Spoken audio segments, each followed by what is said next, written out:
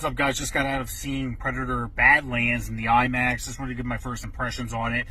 Just for context, I'm somebody who's only seen Predator 1, and I've just seen it within the last, it was 2 days ago? 2 days ago, 3 days ago, for the first time in my life. And I freaking loved it. An amazing movie. It was like over-the-top action, a bunch of hot hunks, no homo, just blasting through the woods. Weapons at the ready, exploding things. But there's also a horror element, too, because you know, the Predator, you don't really see him at all. You see finally a glimpse of him at the very end. But it was so mysterious, and that's what made it kind of scary. It kind of mimics the voices of some of the guys there and even their laughter and stuff. So there's over-the-top action, but there's some kind of a horror element to it. This film was not that at all in any way, shape, or form. I don't even feel right calling it a Predator movie. It just wasn't...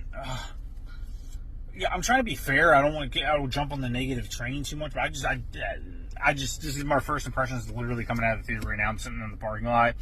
Not a fan. It was a PG-13 film, and very much so.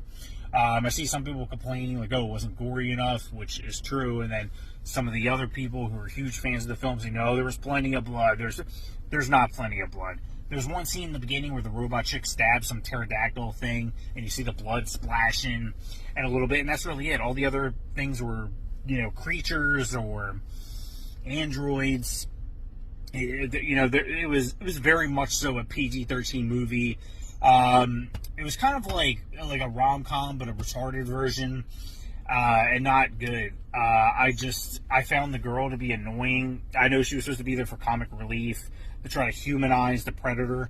We don't need to humanize the Predator. Like I said about the first one, it had kind of a horror element. It was scary. He was a monster. And now they're trying to humanize him. Kind of similar to what they're doing with the orcs in Rings of Power. So there's this weird kind of push in Hollywood to humanize villains. You know, they don't want to make them just flat-out psychopath murderers anymore. There's very, very few movies and TV shows nowadays, if any, where they're actually just flat-out psychopath villains. They always got to humanize them a bit. Or they're always more of like anti-heroes than they are villains. And that's kind of what I got from this film. There's really not much that happens. It's pretty like uneventful in my opinion. The action sequences, I can't even really give credit because everything's CG. And that's another thing. It was all CG, as whereas the old one, you got to appreciate it with the practical effects and all that. There's something special about it. I'm just not feeling this one at all. I'll do a review later, more in-depth of a review, and give it a score. But those are just my quick first impressions, guys.